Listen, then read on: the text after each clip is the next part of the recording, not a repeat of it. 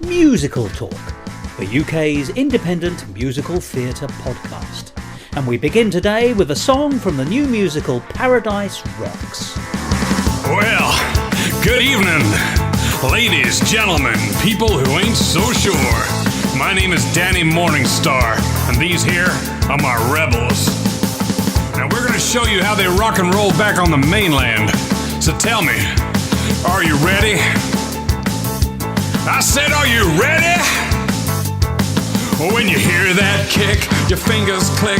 When you hear that snare, you put your hands in the air. When you hear that guitar, I don't care who you are, you're gonna know. You're gonna know. Snake hips, hork eyes, coxcomb and antelope. Snake hips, a wolf smile. Come on and dance in the aisles. Get out of your seat, clap on the 2, 3, 4 with me. I am dance all night. You're at the devil's party tonight. Well now, it seems you kids don't know how to rock and roll just yet. That's okay, you came to the right place. I'm gonna teach you. So first, you need to get the clap. That's 2, 3, 4, 2, 3, 4, 2, 3, 4, 2, 3, 4. Good. And stop. Now you need to learn to move your hips like a real rock and roll star. So take your left hand and put it on your left hip. Yeah, that's right. Now take your right hand and put that on your right hip. Good. Now move a left. Now move a right. Now move a left. Now move a right. Snake hips, hawk eyes, coxcomb and antelope. Snake hips, a wolf smile. Come on and dance in the aisles. Get out of your seat, clap on the 2, 3, 4 with me, and dance all night. You're at the devil's party tonight.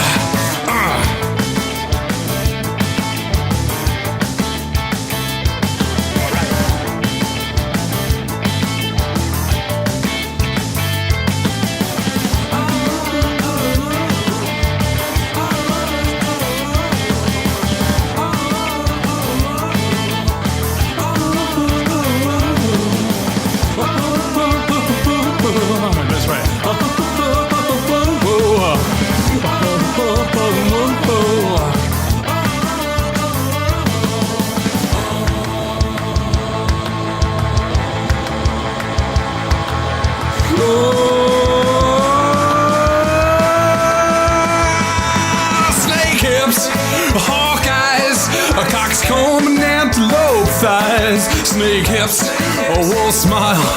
Come on and dance in the aisles. Get out of your seat, clap on the 2, 3, 4 with me, and dance all night. You're at the devil's party tonight. The snake hips, hawk eyes, coxcomb and antelope. Snake hips, a wolf smile.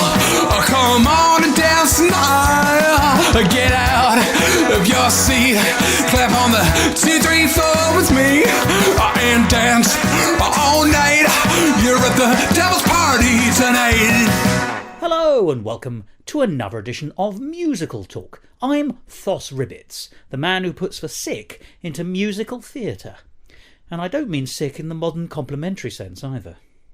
Well, we've just heard a song there called Snake Hips, and that's from the musical Paradise Rocks. But when I tell you that the character singing that song, Danny Morningstar, is in fact a version of the devil, you'll suddenly realise why Snake Hips is a particularly good and meaningful song title, particularly within the context of the Garden of Eden. And it's there, or thereabouts, that we're going to spend the rest of today's programme. Because today we'll be looking at a brand new musical called Paradise Rocks, which is, and I think this is astounding, a mashup, if you will, of John Milton's 17th century epic poem Paradise Lost and early 1960s Elvis Presley films. And at first glance, you might think, well, hang on a minute, those things are too disparate to be able to work together. But stay with this episode of Musical Talk and you'll find out why that is in fact a perfect match. And a tremendously fertile ground to grow a fantastic new musical. When the idea was first explained to me, I was gobsmacked, and I haven't stopped thinking what a great idea it really is ever since. So, what is the show about? Well, here's the official blurb. Paradise rocks. Original sin in the sun-drenched island climbs. Succumb to sweet temptation in this new musical that adapts John Milton's 17th century epic account of man's first disobedience into a Hawaiian Elvis movie from 1960. Meet Adam, heir to the Club Eden holiday camp empire. Eve, his blushing fiancée, struggling to resist the unruly passions beneath her wholesome exterior. And meet Danny Morningstar, rock and roller, rebel and reprobate, whose arrival in paradise spells trouble for this innocent outpost of the American dream. It promises toe-tapping exotica, English literature in-jokes, people clearly too old to convincingly play teenagers, and low-down rock and roll. Club Eden is waiting here for you. Well, as I say, that's the advertising blurb, and I think it gives you a flavour. But there's so much more to discuss than that. And as we peel away the layers in the following conversation, we'll discover there's a lot more to this than meets the eye. So in a minute, we'll hear a conversation I recorded with Simon Indelicate, the writer, and Francesca Brook, the director, about the new musical Paradise Rocks. But before that, we'll hear another song. Now, I should say this is a live on-the-hoof recording from a rehearsal, so the quality is not absolutely top-notch hi-fi, but it is worth hearing this song of Eve on a Rock. Every song that's written seems of somewhere. Every story promises a promised land. No one says what happens when you get there. No one says what's waiting when you land. And how wrong, how wicked and ungrateful it would be to wish paradise away. It's right to repress it, to never express it, to never confess it when you feel this way. Still I've heard there's music filled with evil that could leave good moral lives destroyed. It sounds awful, perhaps I ought to be a song, so I know what kind of music to avoid. Is that so wrong?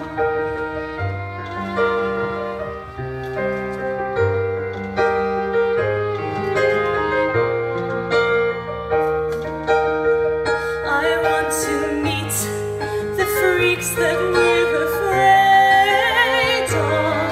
I want to walk the streets we daren't go down. I want to read the books from San Francisco. I want poetry and passion all and out. I want to feel something, want to need something, want to be somewhere, got to be free from here. And it's wrong, it's wicked and ungrateful. If there's a hunger paradise cannot fulfill, there's something in me that needs to believe, something that feels there must be something more.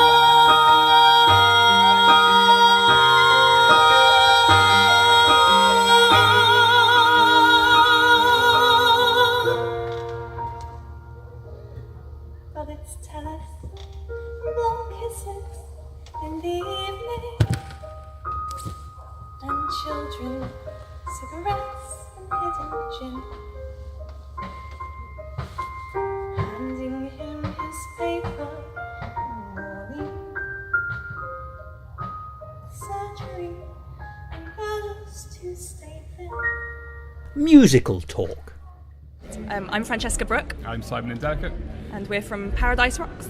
Now, Paradise Rocks is an interesting new musical, although a musical that you might describe as having 400 years in the making. Absolutely. And it is a fusion meal, it is a mashup, I don't know what the modern phrase is, it's a collage, to use 20th century terms.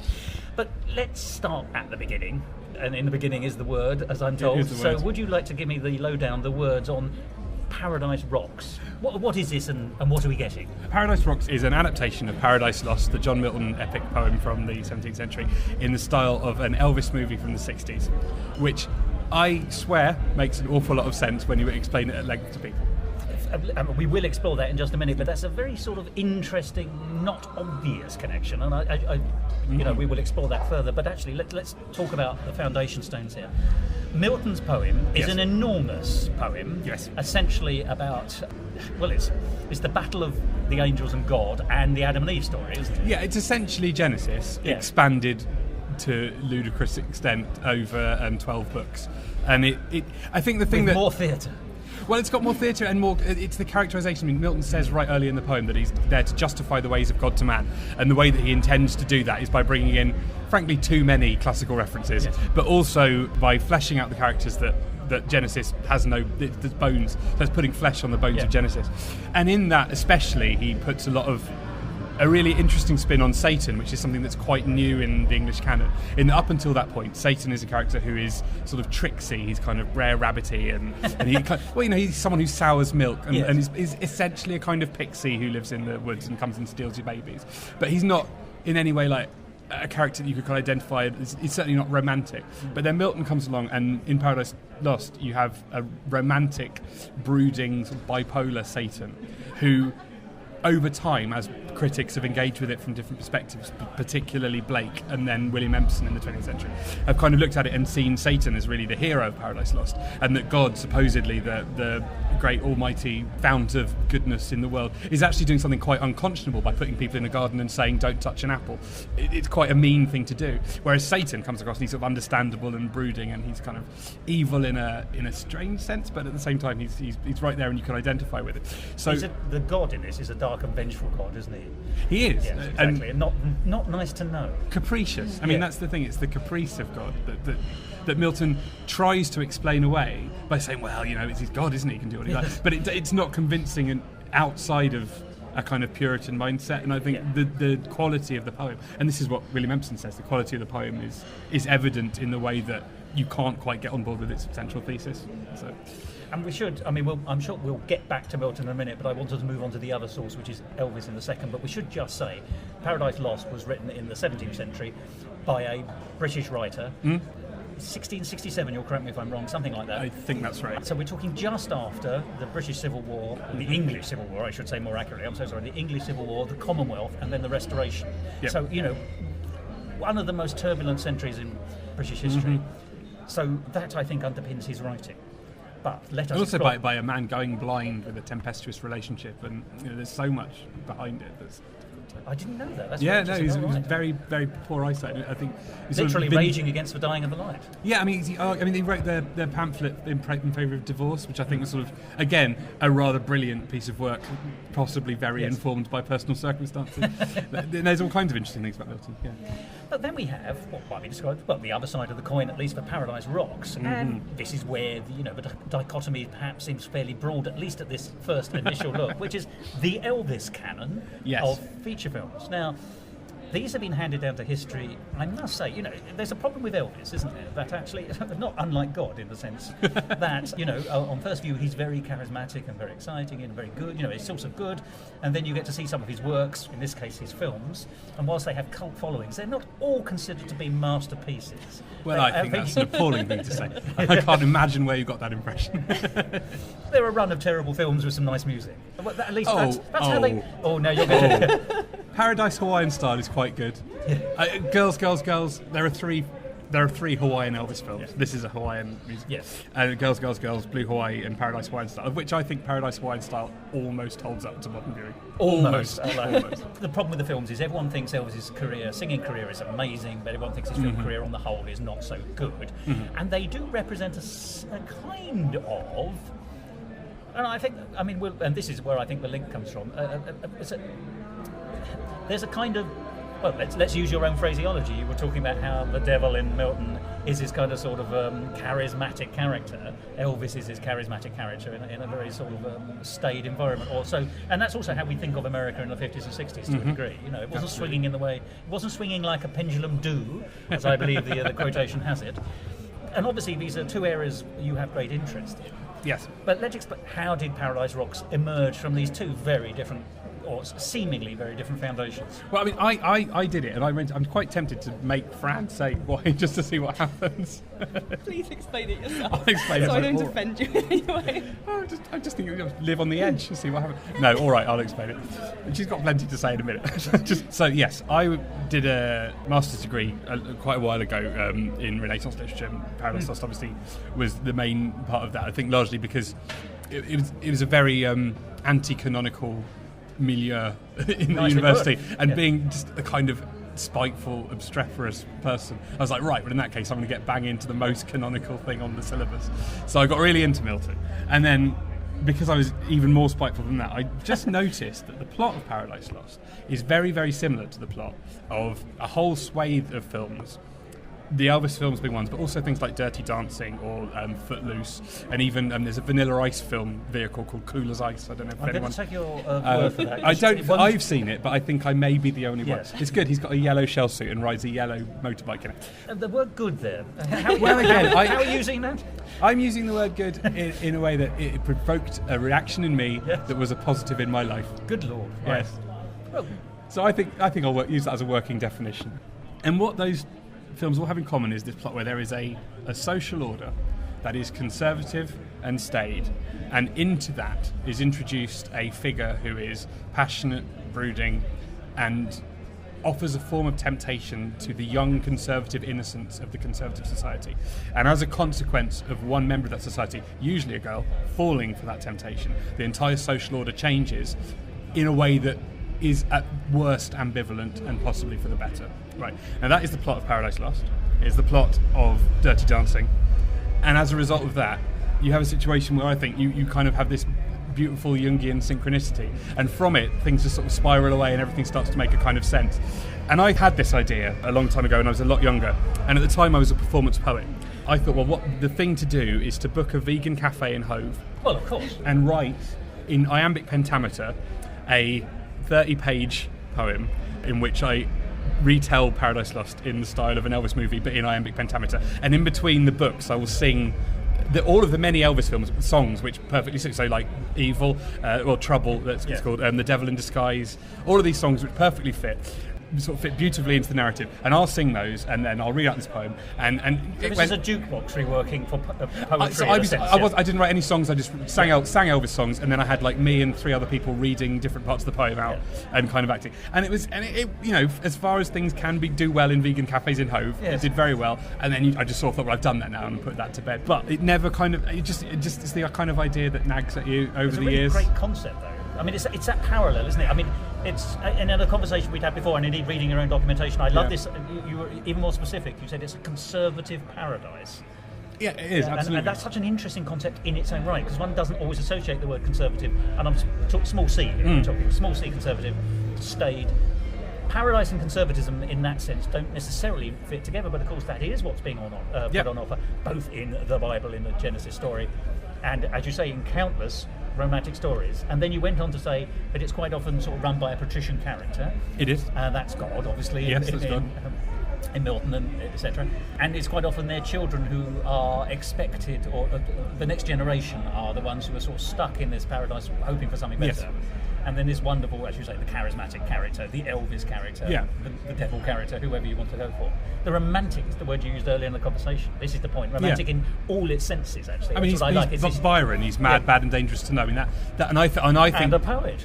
Absolutely, and I think that figure, that Byronic figure, is ultimately traceable back to Milton's. It's the satanic current in culture, and I think that kind of almost everything in rock and roll that happens from the 50s onward is kind of it's still really tied to that satanic figure at the heart of it all. And you see that in Mick Jagger and Sympathy for the Devil, but then even like recently, like people like Pete Doherty have this enormous pull on the culture just because they tap into this satanic archetype. And I think the archetype is traced back more to Milton than almost anywhere else. It's like a vortex of culture. And you've already mentioned Blake. Absolutely. And Blake famously describes Milton as being of the devil's party. I think, of the devil's party without knowing it. Yeah, and when you're trying to for the devil, isn't it? Exactly. And when you're trying to write a musical in a rock and roll musical, Devil's Party, it suddenly just becomes a party. Let's take the literal. The puns write themselves. So, and let me tell you now, I think this is such a great idea, because when you wrote to me originally about this, I looked at your description and I thought that is an amazing parallel. This is something immediately that has fascinated me, and since you mentioned it to me, I've been thinking about it solidly for the last few days. So I think this is a really cracking idea, and I love the fact you saw a parallel where there isn't an obvious one, and yet the moment it's explained to you, you see it really is. However, there's a world of difference between having an idea, which, as you've sort of said, has been sitting around in various manifestations over the years, to making Paradise Rocks, the new musical that we can see in London very shortly and elsewhere. So, how did it get to where we are now? Okay, well, I'll fill in a bit more gaps, then you can take over for a bit. So I got to the point where it was, so that the original poem that I'd written was set in kind of like a northeastern holiday camp, sort of like a Long Island-y sort of thing. An American northeast. An American, it wasn't just Butlins. Just like Butlins Gateshead. It was. That seems to be working against your theories. We haven't been like Well, it's conservative. It's not a paradise. Oh, I don't know. It's got a lovely bridge and that lovely art thing. That's nice. But no, the northeast of America. So yes, terrible. I just went northeast. Have no alliance to my homeland at all. No, a kind of Long Island-y sort of like kind of Dirty Dancing-y sort of holiday camp. And it just was a bit dreary as a concept. It didn't have much colour and it didn't suggest much. And then a few years ago now, it just was suddenly like thinking about it again, as I would habitually do. Just like, wait a minute, Hawaii. Now that's paradise, isn't it? Hawaii. Well, it's a proper shorthand for it, at least, yeah. Well, it is, but not the real Hawaii. So the Hawaii that we think of when we talk about like the tiki culture and the tiki boom. And it's something that, because Hawaiian statehood I think is 58 or 59, something like that, it finally becomes a state. And the consequence of that in American culture is that everyone becomes obsessed with Hawaii. But as I say, not with the real Hawaii. No. Exotica Hawaii. Exotica. It's Hawaii. It absolutely is. And the tiki gods and the tiki bars and hollowed out pineapples, which is I love there's a whole bit in the musical where they're just discussing what they do with the stuff they hollow out with the pineapples they use as beakers, and how that's the true meaning of paradise, is that you just scoop it out and throw it away. Oh really? Disposable. Just like it's like just these industrialists sitting around in Hawaii going, well, the thing about this is we can just sit here drinking this out of a pineapple, and that's what I mean by conservative paradise. We just throw that pineapple away. We don't even use it. We throw it away and then we drink out of a pineapple. It's kind of that beautiful, awful, cloying American fake Hawaii. It's glamorous wrongness.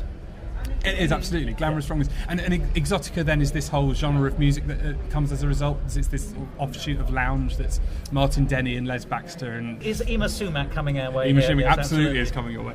And the brilliant thing about those is that they have men in the background doing animal noises, which they don't sort of like do it with 20 whistles or anything. They just have a man go in the background. So once that had gone in, and I thought Paradise, Hawaii. Men standing at the back of the band going, pretending to be monkeys. Suddenly it became a lot easier to demo songs. There's a lot of fun there, isn't it? That's the point. You've added the fun. Yeah, the fun. And suddenly that sort of clicked. So I wrote the songs. It's the second musical I've written. The other one was a Book of Job adaptation that's more...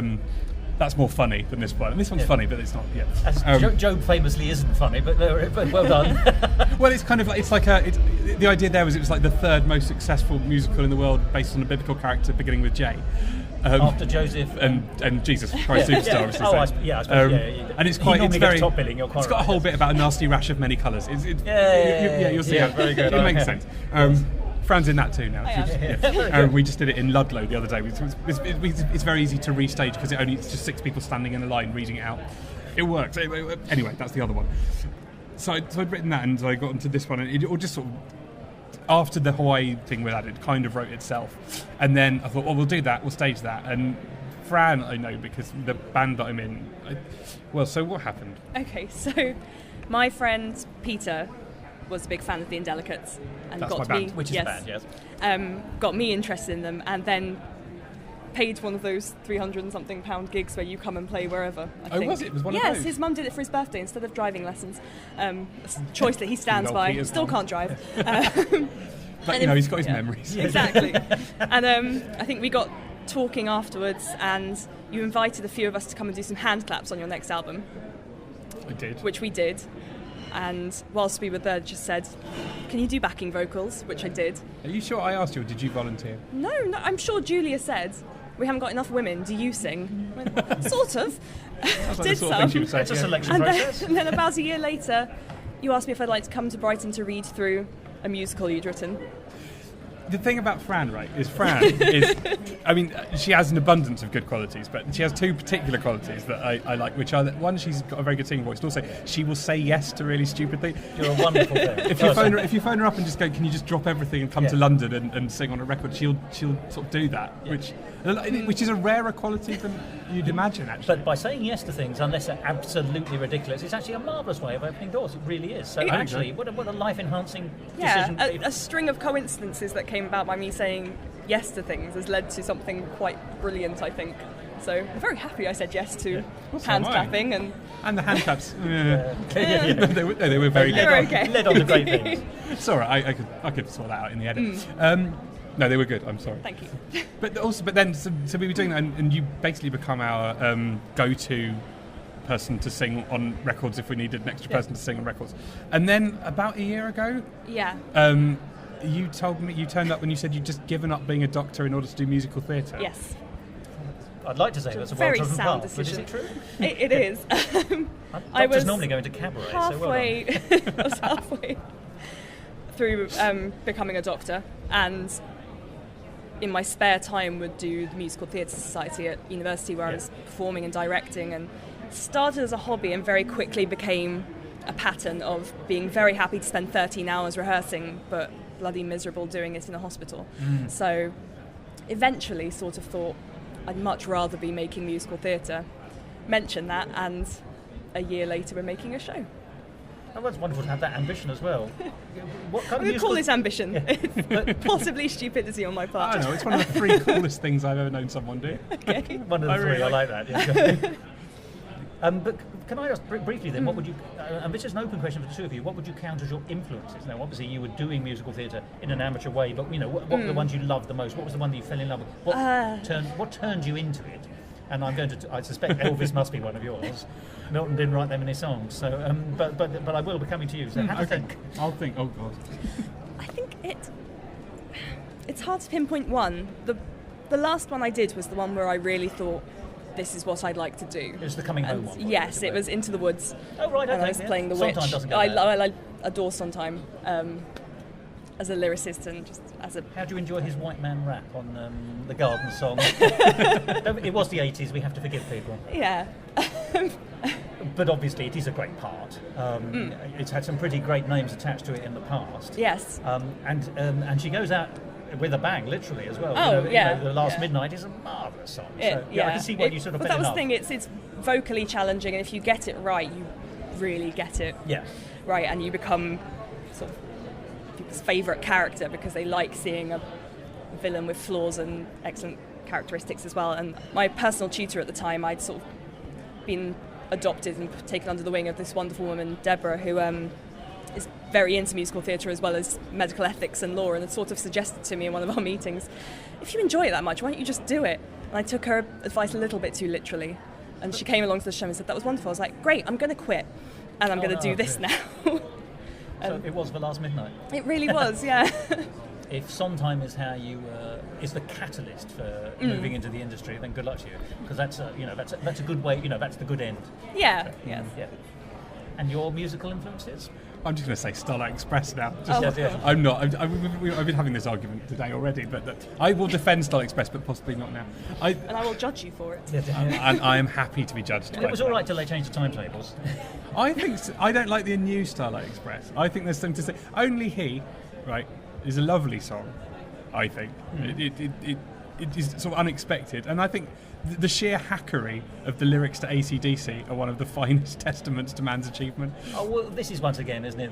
If you make me bored, I hit my keyboard. Yeah. You'll be erased from my memory. Like, I mean, come on. Is that hackery or is that inspiredly? I don't Curious. know. I don't. I mean, the thing is, the problem there is that obviously a computer wouldn't need a keyboard to interface with itself because it would be able to execute commands. I just don't think they would. I'm absolutely certain that's what the audience I think that's the thinks when most they hear the seriously. lyric. I think that's the most seriously anyone's ever considered AC/DC from Starlight Express. But That's what, not my influence. yeah, I was going to say, but what really are your influences? Okay, so I mean, like obviously rock and roll. We do a lot of Elvis and stuff. But I mean, I like Brecht a lot. Very into Brecht and well, like the Three-Penny Opera. My wife and I, who's the other member of the band, we've always sort of seen ourselves as neo-Brechtians in what we do there. In that. We've only seen ourselves as that because they said that about us in Rolling Stone once. I'm amazed to find out. Yeah, they called us neo-Brechtians in Rolling neo? Stone, so I've just attacked that. Well, because we're new, and they were being pretentious. How unlikely. But the thing I love about Brechtian behaviour is that you are or you aren't. I'm not sure there's any kind of modifier you can go for, but there we are. Oh, fine. So that's interesting. Well, I mean, that's a mix, isn't it? But if you don't mind me saying, Elvis meets Vile is. Once again, not the most natural of combinations, Well, but that's where the sparks of.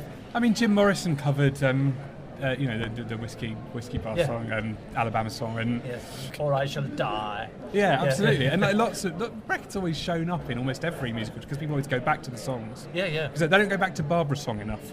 That's the one I always like to. I don't think there's a good recording of it.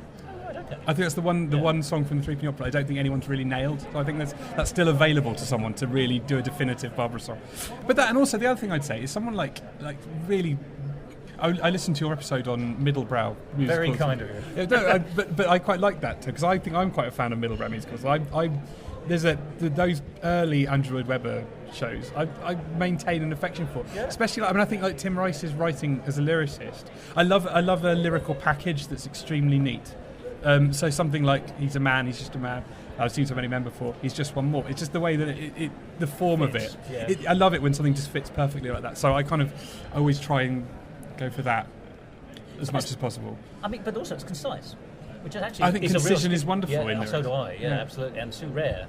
It also allows you, ironically, concision allows you space to add more lyric if you need to, rather than the dreadful repeat of a lyric, which I always find is lazy. But then again, I can't bear it when people don't try with their album cover, like album titles. Yes. When people release an album and it's just the title. I mean, it's actually we did it on the last one, but all the others, there was a good reason for the last one. But when they have one of the songs that's got the same name as the album title, that always annoys me. It's like you've got an opportunity for art there that you've not taken.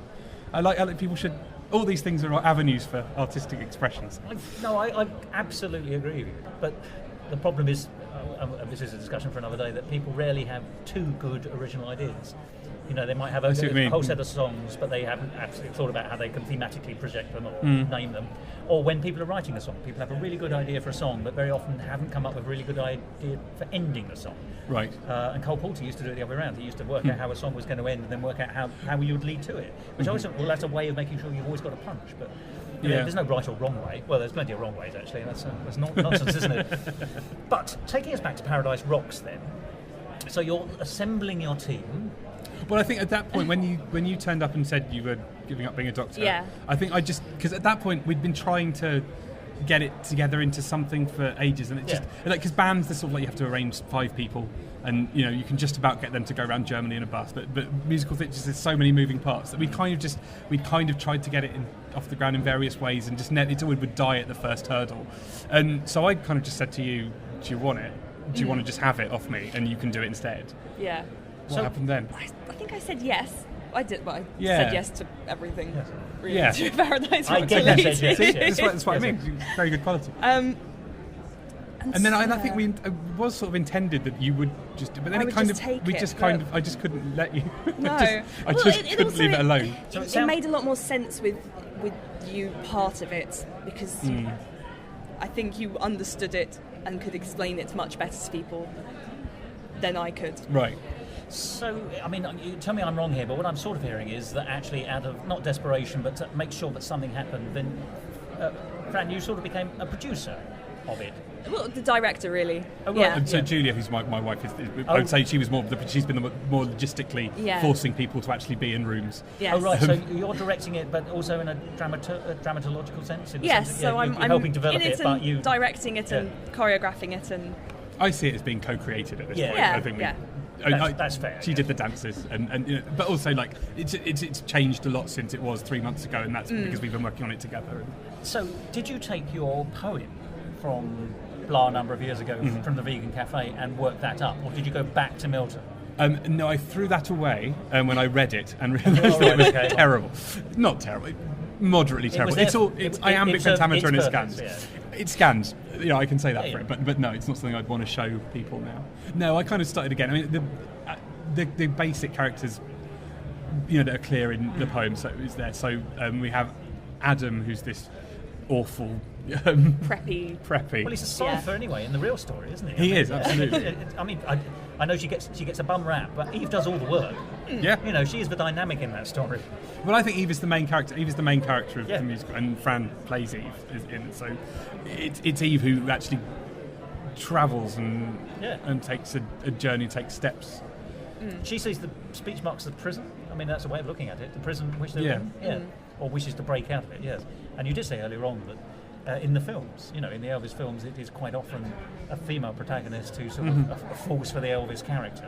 But once again, that's just a harking back, isn't it? So, I suppose. Correct me if you don't agree, but the way I see it, and it's your character now. So, but I think the musical starts being about Danny, who's the Satan character. I think you're Danny Morningstar, obviously. The Morningstar is Yes. and it's better than Sammy Serpent, so well done. it is better than Sammy Serpent. It's better than Greaseball, actually, to go back to a similar What, the character. original Milton? No, Greaseball's in Starlight Express. That's Yeah, again, well named.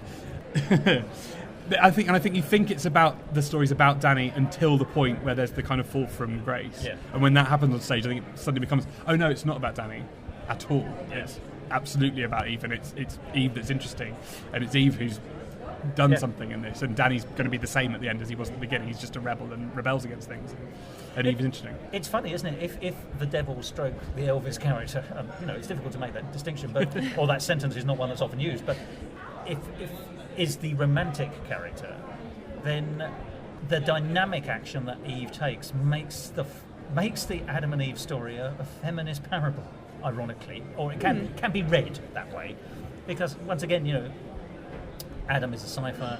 He is, and God knows, perhaps literally, you know, but since that story, women have been blamed for everything. You know, Yeah. when actually that's rubbish. It's There we not are. true at all, is it? Or is it? Confess. Don't say yes now.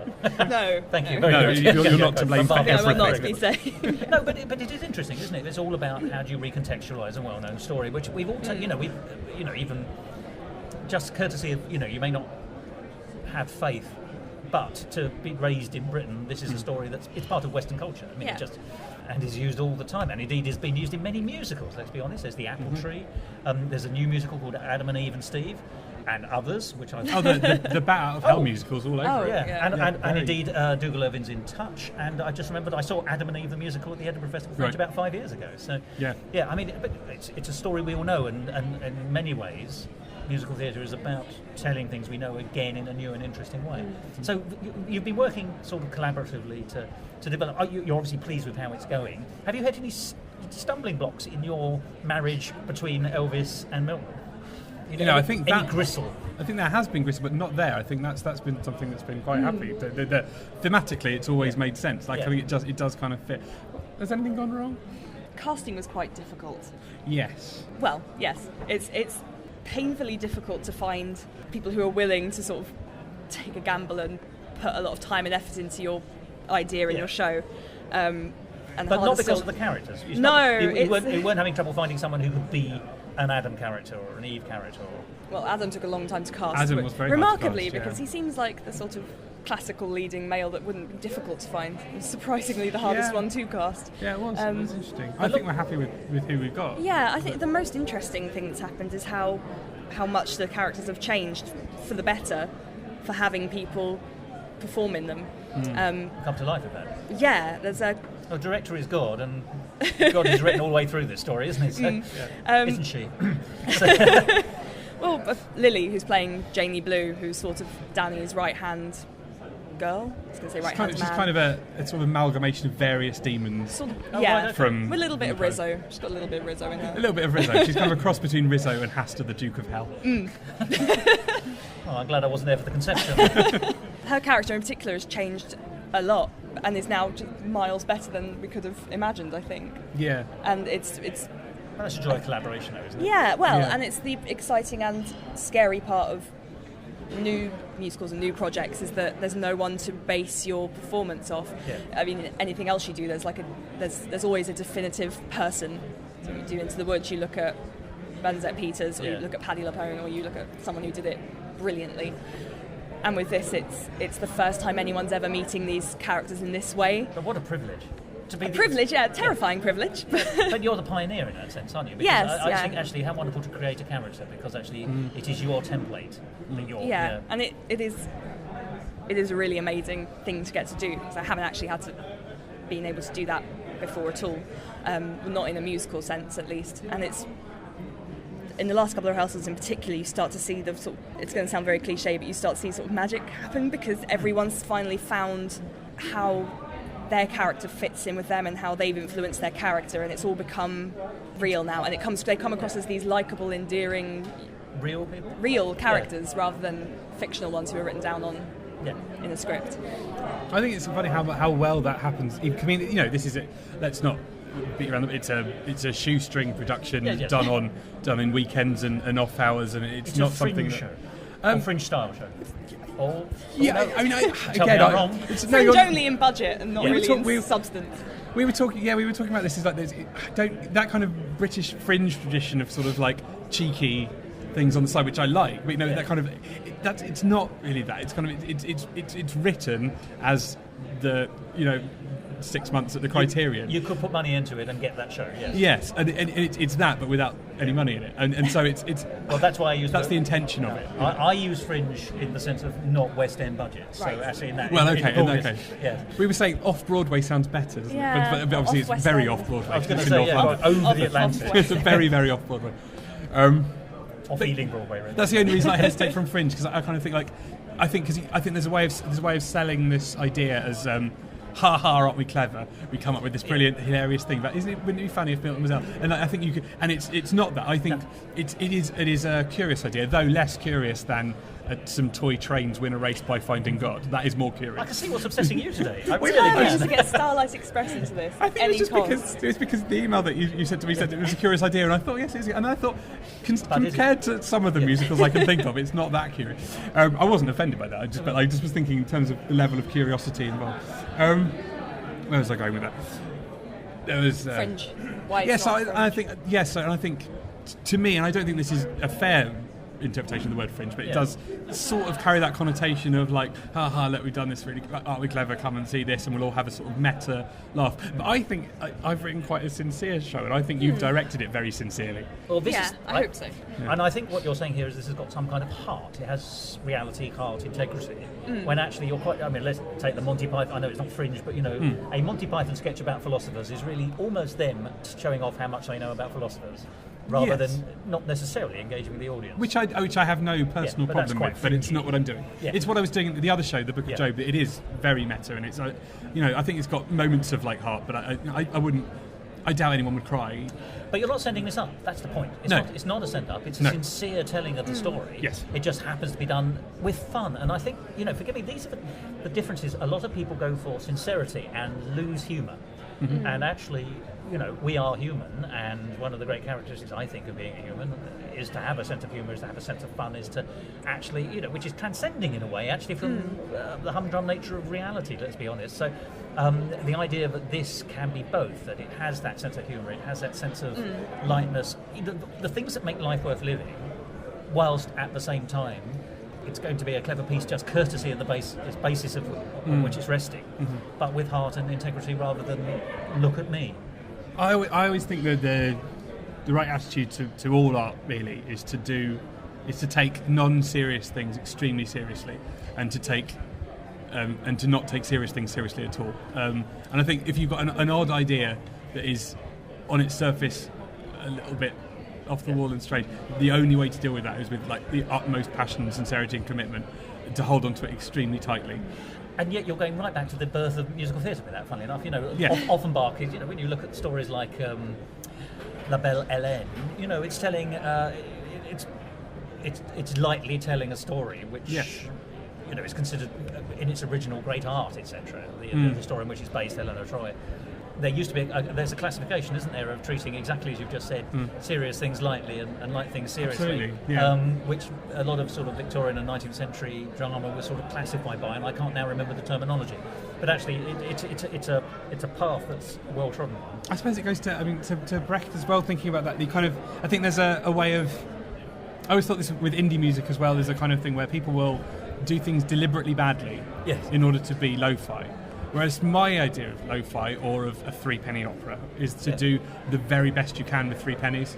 And I think that's... The best you can is a marvellous ambition, though, isn't it? It is, absolutely. Yeah. And, it's sort of like, yes, I've only got 3 pennies, but look, I'm doing an opera. Yeah. Like, it seems like a beautiful sentiment. Whereas opposed to, oh, look at this opera, it only cost us 3 pennies, aren't I clever? Yeah. That just doesn't appeal to me in the same way, I suppose. So. But I think this takes us back to sincerity and heart, but with lightness and fun. Yes. Which it seems to me that where we're going with this. We spent a lot of time looking at the Adam and Eve story here and the Milton aspects of it. The Elvis aspects of it, for want of a better phrase. I mean, you've obviously, you have written Elvis-y songs. I feel I've earned my money this afternoon. Elvis, as I say, there's this dichotomy about Elvis, isn't there? The popular dichotomy about Elvis, which is he's a great singer with great songs in not so brilliant films. Has that been I know we could argue about it, but has that been a thing to embrace or a barrier for Paradise Rocks? From a director's perspective, I haven't really thought about I've tried not to let it affect any directorial decisions whatsoever. I think it filters into the... I don't mean that to sound dismissive at all. No, I think, again, it kind of goes back to what you were saying about taking it quite seriously. Because you're not spoofing Elvis films, are you? No, you're borrowing the tropes to... It's an inspiration. Yeah. And I think the idea really is to just sort of find the best way to tell that story and to make the characters compelling and make you feel something, or multiple things, hopefully, by the end of the show, rather than to go, look at this, Elvis, get it? It's not an Elvis tick box exercise. No, that's wonderful to hear, actually, in a way. Yeah, I mean, because they're not Elvis songs; they're my songs, and they kind of they I suppose they range from the Bruce Springsteen end to the sort of more exotic-y Hawaiian Elvis end. But like you say, you use the tropes that exist in the world to kind of... It's a shorthand of communicating what you're doing to an audience. So if people recognise it, that's wonderful. But almost you don't need to have seen an Elvis film to get this. Oh, absolutely. You just need to know that there are these kind of films. Exactly. I say Elvis film because it's a good strapline, but again, it's Patrick Swayze in Dirty Dancing, or Kevin Bacon in Footloose. Or even, like Frankenfurter is a very similar character and a very similar story. I mean, in fact, it's almost exactly the same. I've probably ripped that off. Oh no. Take that out. No, don't take it. But yeah, and it is, and I don't think the character that I'm playing of Danny necessarily needs to be played like an Elvis. I mean, I kind of do it as I do it in that kind of voice, sir. Yeah. But it's the sir that gets it. Well, sir, you've got to be respectful when you're going to rebel against somebody. That's the way it is. Yeah. That's a great line, by the way. I hope you have lots of friends called Beauregard and things like that. Actually, well, they're all demons. So there's bees. Well, that would work. And there's the Azel Beauregard. Surely I thought it would be the hardest part to cast. Is a demon called... Well, because there's a demon called Belial, right? And so I thought he'd have he's kind of got his cheeseburger-loving friend who's called Belly Al, So, and I thought, it's a hard part to pass. He's like, can you play a guy whose main animating feature is that he loves cheeseburgers? And that's really his entire character. But actually, we found someone who was just really up for doing that. He says he loves them in real life. But isn't it odd how resonances work? Because I'm sure you thought of this already, but you say the name Belial, and as you say, that is a devil's or demon's name. Yes. And yet I think of Bel Air, and when I think of Bel Air, I think of 50s America. It's really odd. It's just actually all those parallels. It's Carl Jung. It's synchronicity. It all echoes away. It ripples. It's or vorticism. It all comes together in a... Yeah. Vorticism is a early 20th century art style. It is, but the idea that you can, it's that idea that you can get Yeah. a spiraling galaxy of references and intents, and then condense them down into a single point. I think that's always that's very pretentious, but I think it's almost platonic in that sense. It is, Yeah. absolutely. Yeah, very much so. It's a very good point. It is platonic. There is a platonic Satan now, a platonic Elvis rock and roll Satan who lives in the world of story, and he is there to be called upon by the magical forces of the occult, which we'll be doing on the 24th of June. Ah, you've got it down pat. I like it. So, how much fun have you had in the writing and the directing? Has it been fun to do, or have you been worrying about it? A lot of both. I mean, That's an honest answer, isn't it? it is extremely rewarding, and also making me very sleep deprived. I think it has to be, though. I don't think you can really, again, this can sound awfully cliche, I don't think you can do anything like this that's worth doing without sacrificing a lot of yourself and hoping that it was all worth it in the end. Creativity is to mind oneself, is it not?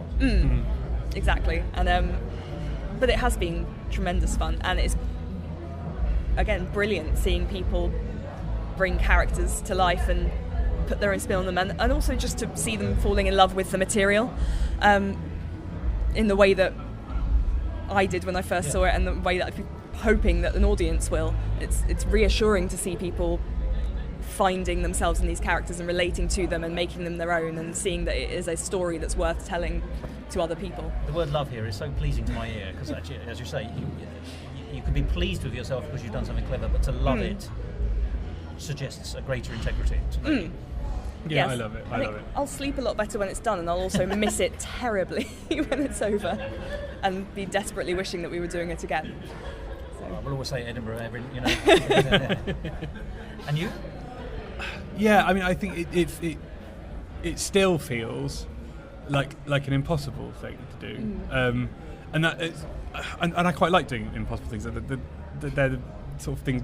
I think if something seems entirely unreasonable and not remotely possible, there's something that could happen, then I think it's usually probably worth pursuing. Like Alice, do you do them before breakfast? Well, it usually takes. I don't really get up that early. No, so you don't usually, have breakfast. We've Exactly. It established. usually takes till about 3 a.m. But like I think again, it goes back to this whole issue with the word fringe. It's like, and they're not really actors that are in it. They're kind of people from like other bands and things like that. They're kind of grabbed, and they're all trying their best just for the kind of, again, just part to do. They're just doing this impossible thing, and it's like we don't really have any money, and I didn't really expect the theatre to agree to have it. I thought we'd be finding somewhere a lot worse than we've got, and all of the things at every step. I didn't really think anyone would get back to me about being on a podcast, to be honest. Very happy to have confounded your expectations. Absolutely confounded, and it is. It all just seems impossible, but at the same time, that is the only reason why it's worth doing to me. So, I've loved it a lot, and. But I tell you what, it's very interesting. You're charmingly self-affecting, and you were in your email as well, self-effacing, I should say. But yes, I was thinking, how charming can it be while affected? what I meant I've was affected myself. Yes. But isn't it wonderful that actually, when you have actually hit upon something which has genuine legs, has genuine worth, that people can fall in love with it, that can be developed. It's got enough integrity that actually it's now its own living organism and is sort of moving on almost beyond you as creators, as it were. And then doors open, as you say. You can find a theatre, it turns out, and you can find people who are interested even before you put it on. That's a wonderful thing, and I just wish more people were brave enough to say, I have an idea that has some worth. Let us see where it goes. And it may not go anywhere. But if you don't try it, it won't. So I think it's something. Fantastic. Yeah, it's something very special to make art, share that art with people, and to have them make it their own and share it further. It's just something really brilliant. It's almost a parallel of actually your story, though, in a strange way, isn't it? But actually, you can live a perfectly contented life in a small conservative paradise, which is actually, a synonym for conservative in this sense is to say, no, I'm not taking it any further. But actually, you have burst through with your own romantic ideals into this brave new world, which can be rocky, is certainly unsure, because putting on a show always is. Yeah. I think you've turned yourself into your own romantic hero, if I may say. Well, yes, thank you. Well, I don't know what to say to Next that. musical could just be really meta and be about you writing this musical. Yeah, Title of so we'll show. basically play the same characters again Yeah. in that one. Yes, okay. But so let's get down to the nitty gritty then. First Okay. of all, how can people see it? So where and where is Right. it on? What are the websites? Well, I've put a website up at paradiserocks.me.uk because the co.uk was taken. Yes. But Paradise Rocks Me, that seems like it works. So paradiserocks.me.uk, we have a website there. We have some videos of some rehearsal footage and stuff like that, and a ticket link. The show is on the 24th and the 25th of June at the King's Head Theatre in Islington. I think there are still tickets available. I haven't actually checked because I'm scared to find out how many we sold. But I'm fairly sure there are. And yes, it's a full-length 2-act show. There's be an interval, and I think you'll like it. Can I ask, is it just 2 performances? It is just 2 performances. Oh, right, okay, so if people want to see it, they've really got to go for it. Well, I mean, hopefully the 2 performances will go well, and, Yes, of course. and we'll be able to do more performances in the fairly near future. I mean, we're kind of looking into booking into other places at the moment. But, So there is a hope that there may be further venues. But absolutely. Hope so. Lovely. And I do hope that even if you don't get it up this year, then there is also, I can't tell you about the Edinburgh Fringe enough. You've done the Edinburgh Fringe, have you? I've done it with the other show, and Fran's done it. Yeah, with my University Comedy Society. Yeah, you know what we're talking about. Then. Yeah. Fine. So you have a website. How can people find out more about the two of you in terms of your individual creations? Because you. I mean, Simon, forgive me, have a band. And I'm on the Google. how can stalkers find you? If you, well, I could give you my address, but Stalkers, you don't have to tell stalkers; they know. How does everyone else They do, find yes. you? That's quite. So the band I'm in is called the Indelicates, and I think if you trace the lineage of me and Julia's albums, you'll see me sneaking more and more musical theatre into it as it goes along. So the last one, it just sort of stops being an album and does like an 8-minute musical theatre. It's like a mini musical about a cold reading psychic that just takes 8 minutes. It's just in the middle of the album. Wonderful. So yes, you can find that, and that's on Spotify and all of the traditional outlets, Yes. and it can be bought on The vinyl new and traditional outlets. all the fine streaming services everywhere. And so yes, you can Google the Indelicates. Lots of things will come up, lots of videos and so on. And you can find me on the backing vocals of all those songs. Yes, and you can find Fran in the background of all of those. Otherwise, I'm quite scarce online. There is a website, a very bare website that I haven't done very much with. Oh, there is. Yeah, I looked at that. I There's found not that. much on it. I was trying to decide what name to use for you. Yeah. Yes, no, primarily it's this so far, so who And- knows, it could be a big break. And it's the King's Head, isn't it? Yes. Now, the King's Head is a well-known venue in Islington. Yes. So people can obviously find you on there as well. You know, if people just want to cut to the chase and buy the tickets straight from It the is on, website. it is on the front page of the the website front still. I of the did check. website. So. Absolutely. Well, this is fantastic. Well, thank you so much for talking to me about Paradise Rocks.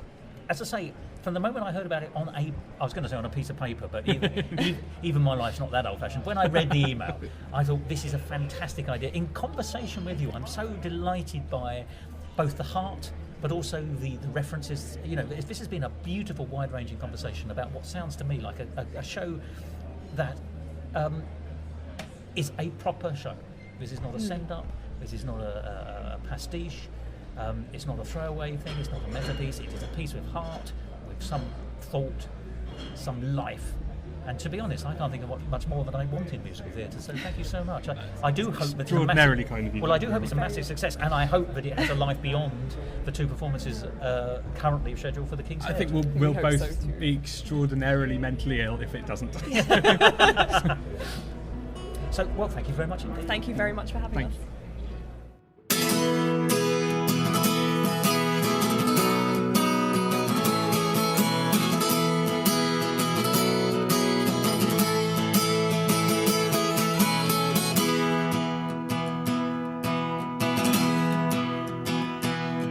Well, the world don't love us and the world don't care, but there ain't nothing in the world can touch us there. We swing our front wheels into line out on the street.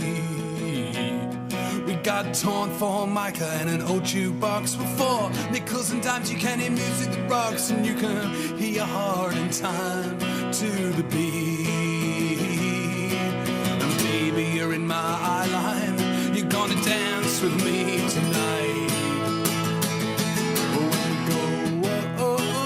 To the lake of fire. When we go to the lake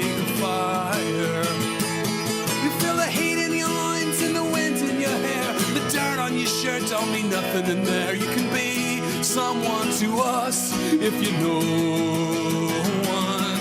Or when we go to the lake of fire, we go to the lake of fire.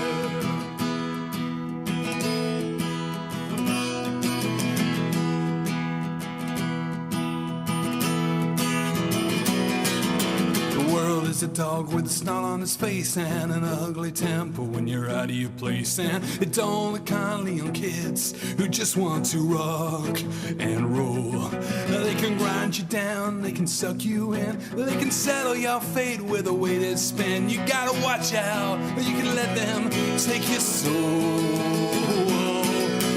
Baby, you're my hero, you're gonna dance with me tonight. Go to the lake of fire.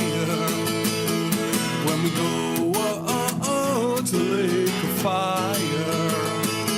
You got your collar turned up, got some grease in your hair, smell of hot metal and the gas in the air. It's a war to walk on these streets when you know one. When we go to the lake of fire, we go to the lake of fire.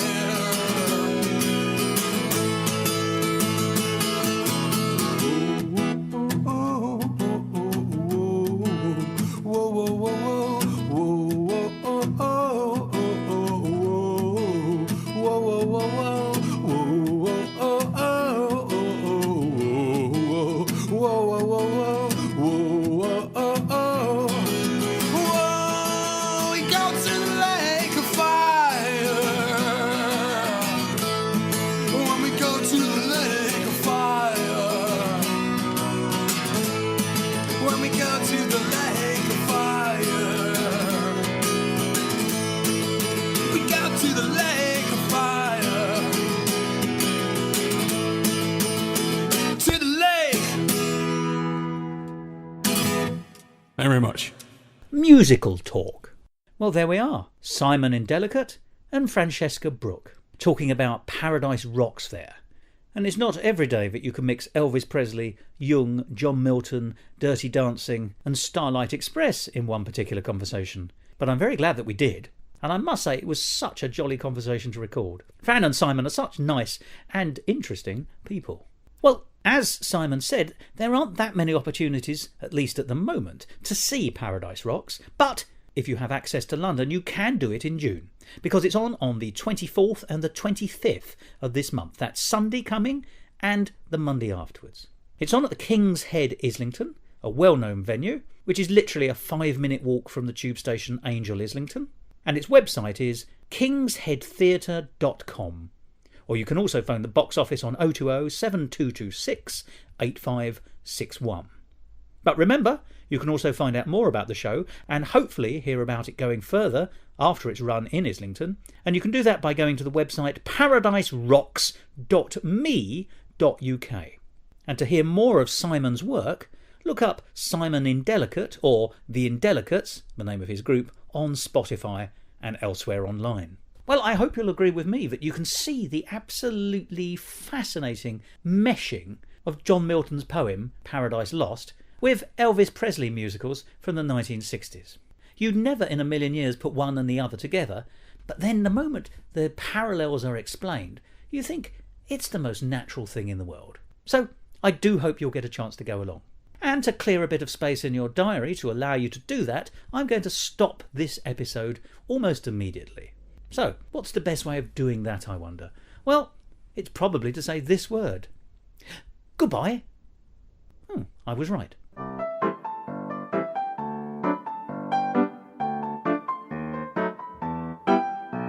This episode of Musical Talk edited and presented by Thos Ribbits. Copyright Musical Talk 2018, except for the songs where the copyright remains with Simon Indelicate. And my great thanks to him for allowing us to play his songs in this programme.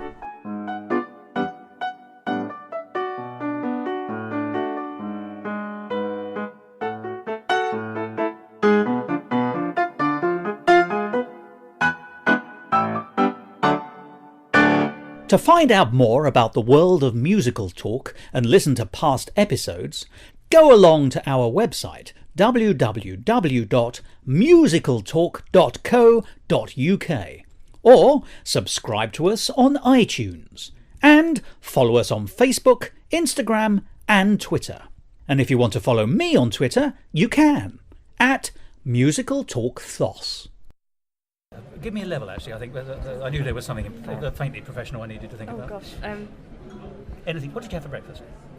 What did I have for breakfast? I think I just had coffee. Not particularly healthy. Black coffee. A bowl of coffee or a cup? Very, very large mug. That's it. A bowl with a handle. I think I had absolutely nothing. I think I just sat there and thought, well, I can't eat today. and then ignored your mother's best of days. I know, it's been terrible. And then I think I had I ate something I ate something when I was driving.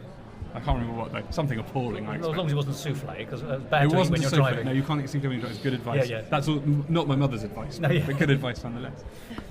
That all seems fine, but as I say, it's a little bit guerrilla, to use a horrible phrase. And we'll take it from there then. Right, fine. I think you win, don't you, Fran? Sorry? Who's going to go first? Oh. No, go on. Sorry, I'm just saying my name, aren't I? And the show. Yes, please. Oh. I'm Francesca Brook. And I'm Simon Indelicate. And we are together from Paradise at the same time. Right. From Paradise Rocks. There we go. Very good. I'll go back to I second think house. start as you mean to go on. Extreme cheesiness. Should we do that again, though, just so it's a little more... no, I'm happy with in the way fluent. This isn't terrible. That's okay. And I will ask you actually just to speak into the mic rather than to each other. Is that all right? Sorry, yes. forgive okay. me.